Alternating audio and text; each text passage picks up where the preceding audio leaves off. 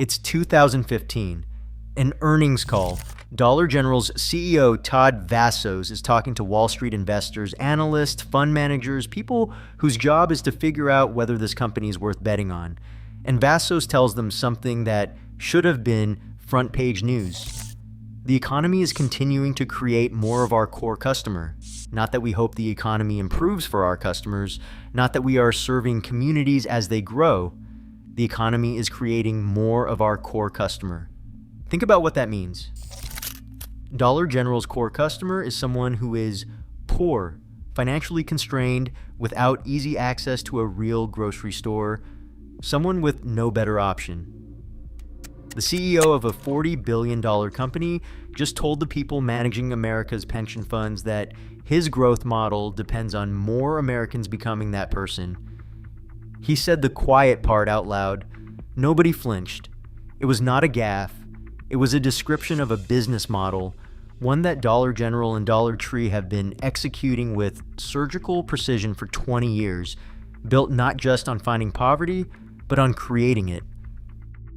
This is the story of how two corporations built a $90 billion empire by moving into the poorest communities in America, destroying whatever local economy still existed, and profiting from the wreckage. Dollar General, Dollar Tree, Family Dollar, which Dollar Tree owns. Between them, they operate more than 35,000 stores in the U.S., more than McDonald's, Starbucks, Target, and Walmart combined. Dollar General alone grew from under $5 billion in revenue in 2006 to nearly $38 billion by 2023. That was a 660% increase in under 20 years. In 2007, KKR bought Dollar General for $7.3 billion, took it private, stripped it for efficiency, and relisted it 2 years later with equity worth $8 billion. The real play was the growth strategy they left behind. In 2021, more than half of all new retail stores that opened in the U.S. were dollar store chains. Dollar General's profits went from under $110 million in 2008 to $2.4 billion by 2022. That was a 2,000% increase in 14 years. They were not just growing, they were consuming. Dollar General and Dollar Tree do not open stores randomly. They use precise data to identify specific types of communities.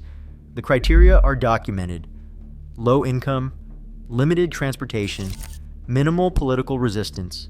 A commercial real estate analyst at Cushman & Wakefield described the strategy directly to Bloomberg. He said, "Essentially what the dollar stores are betting on in a large way is that we are going to have a permanent underclass in America." Not speculation, the industry's own analyst telling investors what the model is. Look at Atlanta, over $100 store outlets, concentrated in the predominantly black neighborhoods on the south and west sides. Look at Cleveland, the second poorest city in America, 54% of children in poverty, and over $35 stores. The city council tried to place a moratorium on new openings. The chains fought it. Look at North Tulsa. Dollar General, Family Dollar, and Dollar Tree have over 50 combined locations in the city, most concentrated in the historically black North Side. For many residents, a dollar store is their only nearby option for food. No fresh vegetables, no fresh meat, just processed food in aisle after aisle. This is not a coincidence. This is a strategy. Here is where it gets really ugly, because the dollar stores don't just move into food deserts, they create them. Say your neighborhood has one grocery store, a family-owned place that has been there for 30 years. It sells produce, meat, dairy, actual food. Dollar General identifies your neighborhood as a target. They open one store, then another, then another. In Cleveland's Collinwood neighborhood, Family Dollar and Dollar General opened 7 stores within 2 miles of the local grocer, Dave's Market, which had been serving the community since the 1920s. 7 stores, 2 miles, 1 grocery store. But it is not just competition. Dollar stores compete using tactics that are, in many cases, illegal, just not enforced. Tactic 1. Predatory buying. Dollar stores buy in such volume that they get wholesale prices small grocers simply cannot access. They can sell products at retail for less than what an independent grocer pays wholesale.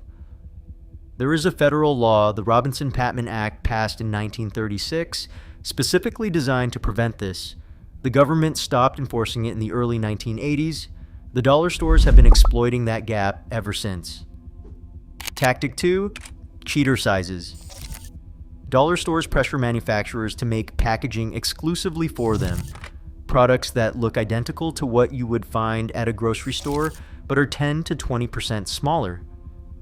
The sticker price is lower, but the price per ounce is often higher than the grocery store. A 16-ounce carton of milk at dollar store prices works out to the equivalent of roughly $8 per gallon, about twice the grocery store price. And this exclusive packaging is not available to the independent grocer. They cannot offer the same sticker price even if they wanted to. So the local grocery store closes. Dave's Market in Cleveland eventually shut down. A neighborhood that had a real grocery store for a century became a food desert. The dollar stores that drove it out offered no fresh produce, no meat. Nothing but processed products sold in deceptive sizes at secretly inflated per-unit prices. Researchers at the Institute for Local Self-Reliance concluded that dollar stores don't just target existing food deserts. They create them. Once the grocery store closes, people without cars are stuck. Their family's diet becomes entirely processed food. No fresh produce, no protein. Just the cheapest, most shelf-stable calories the food industry makes. Diet-related diseases, diabetes, hypertension, and obesity are dramatically higher in food deserts. These conditions cost money to treat and reduce economic mobility. And here is the trap: the worse your health, the less you can earn. The less you earn, the more price-sensitive your shopping becomes. The more price-sensitive you are, the more you rely on dollar stores. Remember what Vasos told investors: the economy is continuing to create more of their core customer. This is what that looks like in practice. Not an abstract growth metric. A neighborhood that lost its grocery store. A family whose only option is a box of cereal and a can of soup. As of the third quarter of 2024, Vasos was still using the same language, describing their core customer as financially constrained and reaffirming the company expects that to continue. They are not betting on poverty ending. They are betting on it continuing and building a system that makes it worse.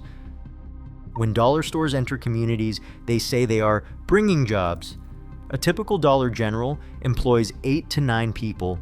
A typical independent grocery store employs 14. When a dollar store kills a local grocer, the community does not gain jobs, it loses them. A net 5 or 6 jobs are lost in communities that can least afford it. The jobs that do exist are among the lowest paying in retail.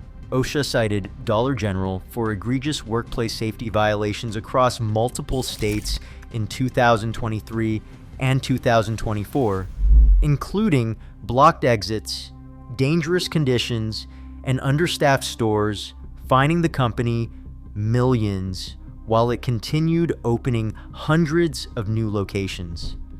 And there is the scanner issue. All 3 major chains have been repeatedly fined for scanning products at higher prices than advertised on the shelf. In 2019, Dollar General paid $1.65 million in penalties to Vermont for 362 overcharge errors after inspectors told them to fix it at least 50 times. In 2024, a former Ohio Attorney General estimated Dollar General alone may be making millions annually from scanner errors nationwide.